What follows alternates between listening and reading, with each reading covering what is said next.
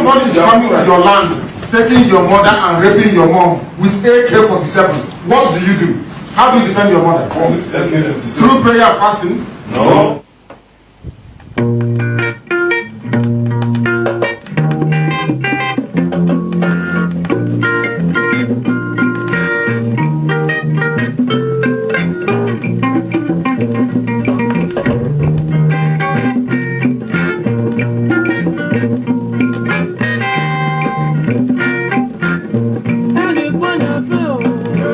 Welcome, my amazing viewers. Thank you so much for joining me on my program once again. I appreciate you wherever you are connecting from. If you are joining me from Africa, from Asia, from Europe, from America, I thank you so much for your contributions on my channel. Please always go to the comment section. Just say it the way you feel it. After watching my videos, whatever be your comment and contribution, put it down on the comment section. It's all welcome. I learn from you on daily basis. Your comments are so amazing. I appreciate you. Those of you who have subscribed, thank you very much for subscription. If you have not subscribed, please kindly subscribe to my channel. Click the notification bell so that you'll be notified each time I upload a video. And also share with people. Share in every platform where you belong. Share this video to everybody that needs to hear our voice. We cannot allow them to change the narrative. We cannot allow them to tell our story. We will continue to tell our story, the truth and nothing but the truth. We will never allow them to change the narrative. We will not allow them. They are trying everything possible because they own the conventional media. Yes, they own the conventional media, so they try to carry a lot of propaganda on conventional media, trying to change the narrative.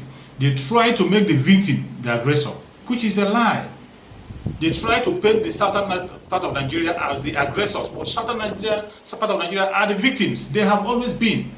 You see them coming on the conventional media to talk about killing the southern Nigeria, killing the northerners. The people who are killing people in that very country called Nigeria are the Fulanis. The northern Fulanis, they are the people destroying life. You can see the way they have rendered the north useless. The whole northern state has been occupied by terrorists as we speak.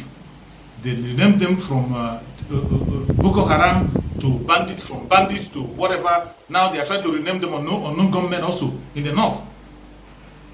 These are all the creation of the Fulani Janjaweed. Each time they bring out different narratives to confuse the people, but we will not be silent. That is why we are speaking out on our various platforms. And whichever platform you have, use your platform wisely. Use your platform, any platform you have. If you are having any platform, no matter how big, no matter how small, use it to speak up about the situation of that very contraption called Nigeria. Nobody is finding it funny. Nobody is finding it good in that very contraption. Not the northerners, not the southerners, not the southeast, not the southwest. We are all in a big mess. In a big mess. The Fulani Janjaweed have brought war upon each and every indigenous tribe in that very contraption called Nigeria. And they are trying to change the narrative, telling us that it is the southerners that are fighting them, or it is the Igbos that are against other tribes. Igbos are not against any tribe, not even against the Fulanis. They have not killed any innocent soul in the southern part of Nigeria. They have not the record of any. They are only asking for referendum, self-determination, the right to decide their fate. That is all they are asking for from time to time. But these people come to their media to change the narrative. Come to the media to threaten the whole southern part of Nigeria with war. These are the people who have never fought any war in the past. They have only defeated the Hausas. It is only the Hausas they have fought against. And they fought the Hausas through the Hausas themselves. They turned Hausas against themselves and they defeated Hausas. These are the people that they have conquered. They have never conquered any other people. They were not able to face the Tifis in the Middle Belt. The Tifis drove them and pushed them back, which they themselves confirmed. Talk about the civil war. The civil war that was fought between the international powers, the world powers, and all the ethnic groups in Nigeria against the Igbos, against the Biafran people. Against the Biafran people, the southeastern region, old southeastern region. The war was just against them. The war against the old southeastern region. It wasn't the Fulanis that fought the war. But today they are taking credit for the war, using it to threaten everybody. We will not allow them to change the narrative. It doesn't matter how they try to paint it or say it. We will not agree with that. Recently, I saw a video that was made from one of our person from the southeastern part of southern part of Nigeria by Fani-Kayode. Fani-Kayode, in one video I saw, was talking about the interest of the West in Nigeria. interest of the West in Nigeria, that the West are culprit in the problem they have in Nigeria, in the insecurity and the problem that's going on in Nigeria. Well, I agree with him to an extent, but we will not have to lose our focus because of that. Let us hear from Fani-Kayode what he has to say. I'm a bit confused. Help me understand this conspiracy.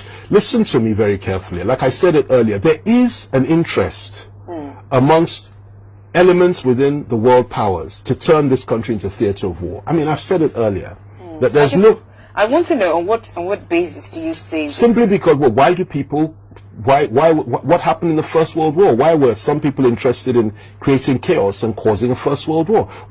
Because they wanted. How come there was a Second World War? What happened? What led to it? What really happened? How come there was a Cold War? Every war, there's a story behind it, and there are foreign powers, economic groups, interest groups, foreign powers that are interested in taking you down, carving up your country, turning your people into nothing, and taking your resources. Why was there a war in Iraq? Why was there a war? Why did Gaddafi have to go in Libya? I mean, why do people have this desire to go and get Libyan oil? You take Gaddafi out, scatter the whole country, create chaos there, take all their oil and their resources, their mineral resources. Why do people do that? Ask the devil. Ask the people that allow themselves to do that. Why do they go into Iraq and do the sort of things they did? Oh, weapons of mass destruction in Iraq. We've seen it. Colin Powell, all of them, George W. Bush. Oh, yes, let's go in there and let's go and do something about it. You get there, they tear the country apart. Hundreds of thousands of people are bombed and killed. You get there are no weapons of mass destruction, and you've changed the leadership, you've carved the country up in its chaos. Afghanistan, what happened there? It's the same thing over and over again. Syria is the worst case.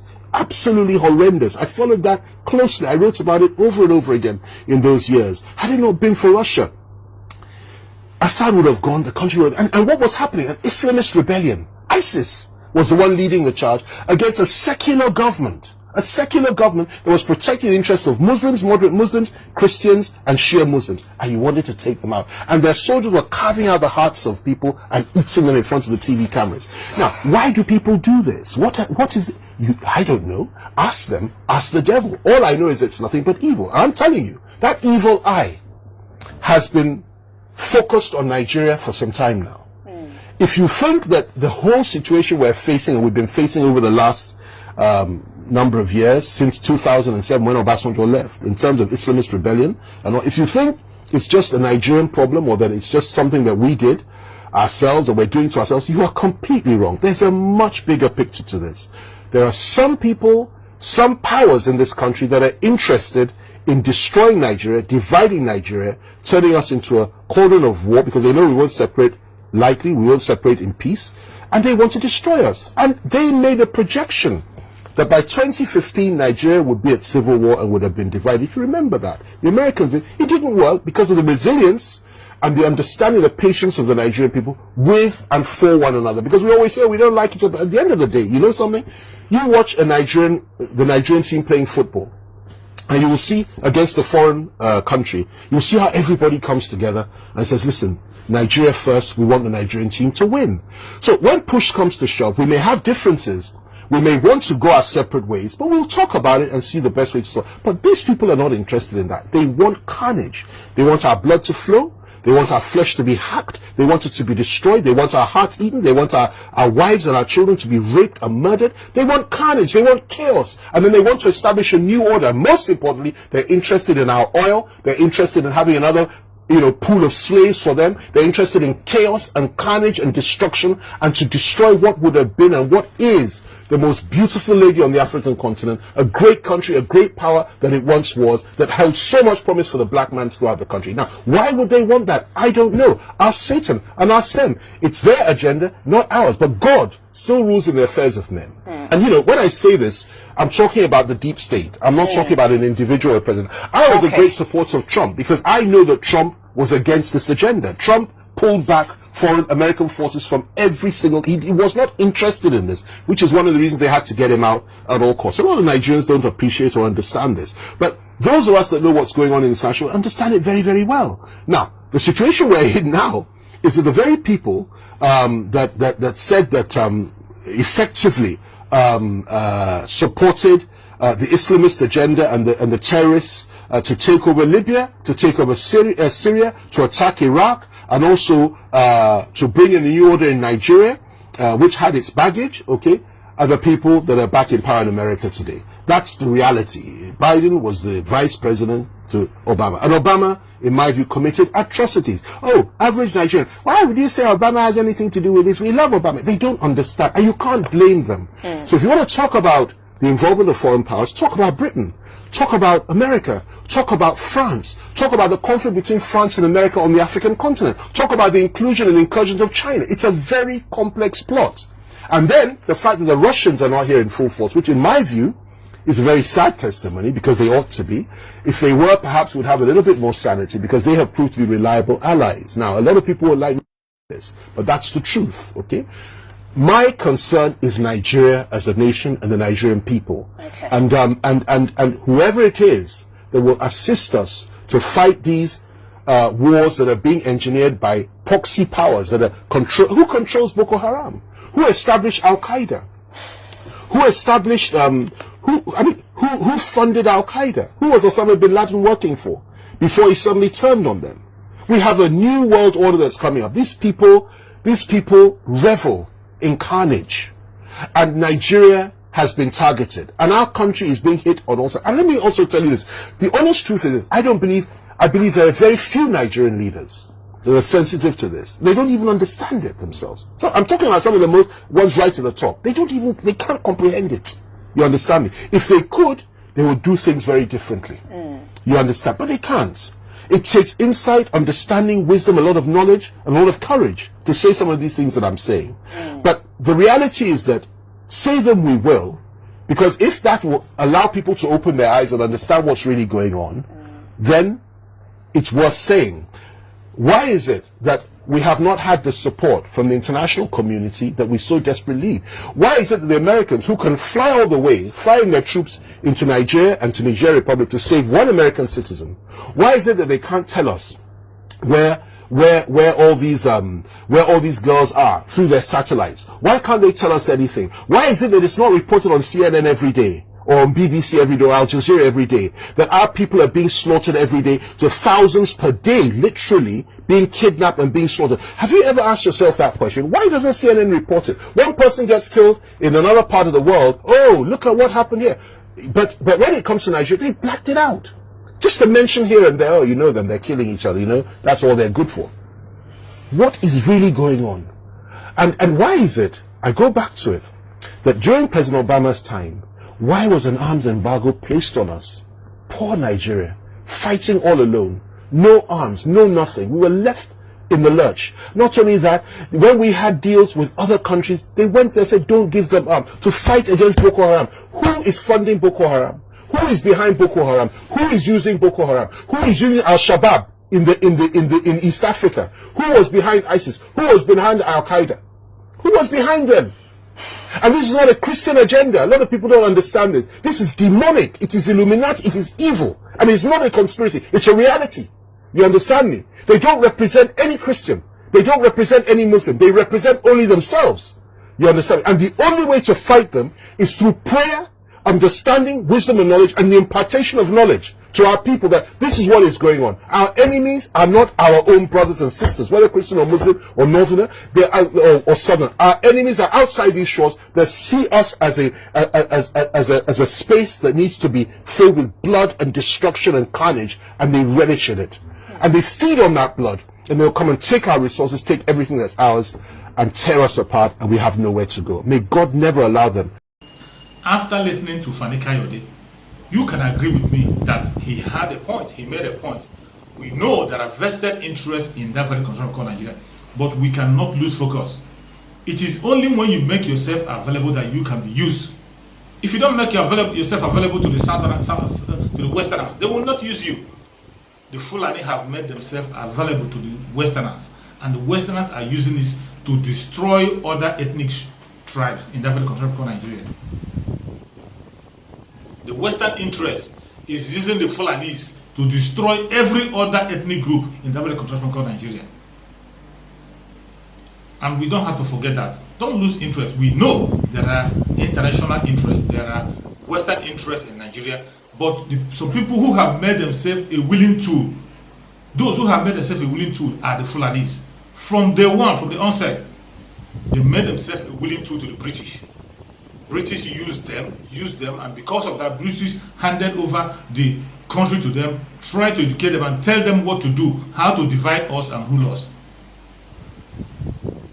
Since then, the Fulanis who are willing to in the heart of British have been applying this method, divide and rule. They come to the southeastern part of Nigeria, the old southeastern part of Nigeria, they divide it into pieces. They cannot come together and see themselves as one anymore. You see the people from the southeastern part of Nigeria fighting themselves, knowing fully well that they are brothers. They are one blood fighting for the same thing. They begin to fight themselves because they have been divided. You go to the southwestern part of Nigeria, they are divided, fighting themselves instead of fighting the right cause.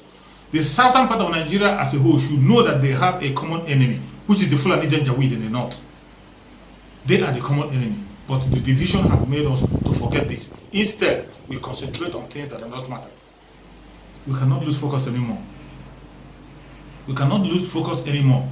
The primary enemy that we have in that very contraption called Nigeria is the Fulani Janjaweed.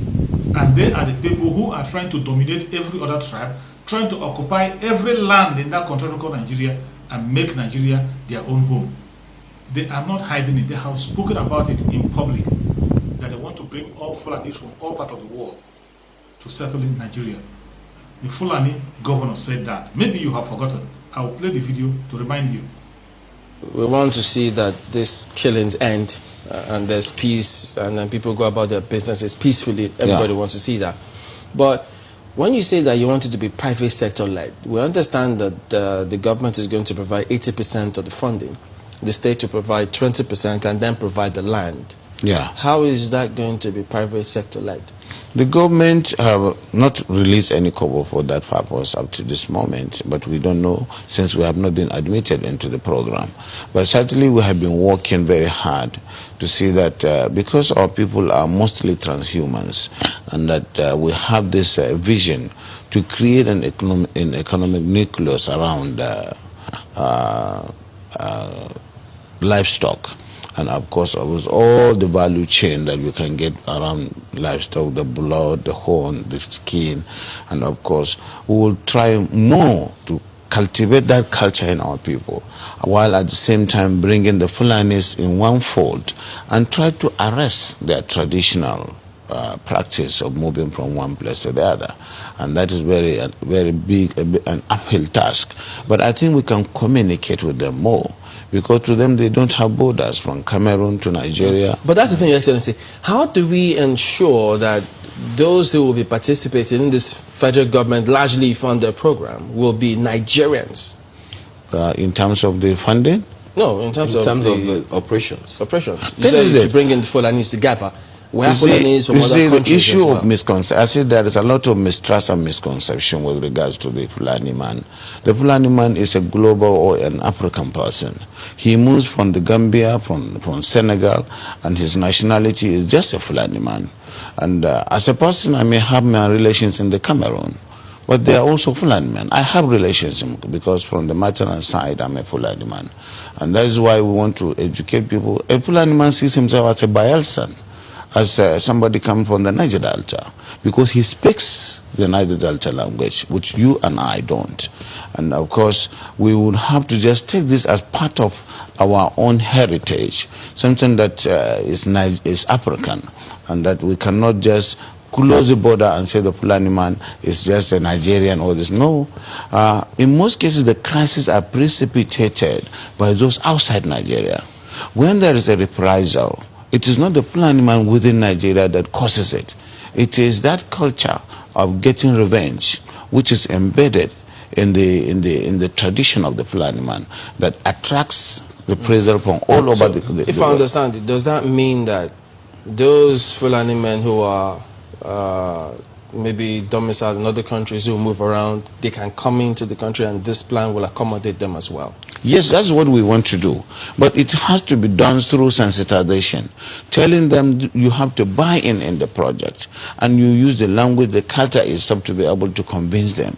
Away from the mistrust where the whole system of transhumance or pastoralism is criminalized. Criminalization of pastoralism is the problem that we have with this project. And it requires people with passion who understand them and who they believe in, people like us from that part of the country, to say, yes, we have this. Because today there is no limit to the accusation that this and that has happened and it is the Fulani man who caused it. There is no tribe that is not, that you don't have this criminality in, but certainly the way and manner we do it is really exacerbating the crisis and the problems.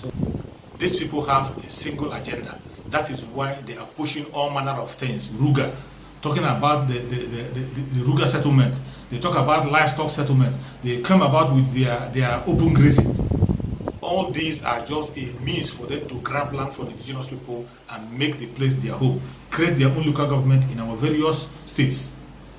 That is their primary aim, domination. And we cannot let go of this. We cannot push this aside and begin to look at the West. The primary trouble that we have, those who are carrying out all the killing, all the destruction, all the insecurity, is the Fulani Janjaweed. We will never forget that. I will not push that under the table. So let us use our platform and begin to call them out one by one. Do not fall to their lies. Do not fall to the lies. They are never fighting for any one Nigeria. They are never fighting for any unity. They have nothing to contribute in the so-called one Nigeria. They have told you that all they have is Fulani as identity. They are not even Nigerians. They said it. That the Fulani man has no other identity except being a Fulani man. They are not Nigerians. Those of you who are calling yourself one Nigeria, these people are not part of you. So the earlier you begin to separate yourself from that very one Nigeria, the better for you, because you're going to pay with your own life. They don't love you. They don't care about you. They don't want you. All they want is a Fulanized nation. And we say no to that. That is why Mazi Nnamdi Kanu has been speaking out and crying on a daily basis. Today, Sunday Igboho have joined the cry. Let us join them and support them the best way we can. The Chukwu Abiyama continue to protect Mazi Nnamdi Kanu wherever he is. Give him more knowledge, wisdom, and understanding to lead us to the promised land. The Chukwu Abiyama protect Sunday Igboho, protect the Dua Republic, protect the Ibidu Belt, protect everyone that is genuinely fighting for survival, fighting for freedom in that very contraction called Nigeria. The Chukwu Abiyama continue to protect each and every one of you. Thank you so much for watching. Remember, blessed wherever you are. Share this video with everybody that needs to see it. Don't be silent. Don't allow them to tell your story.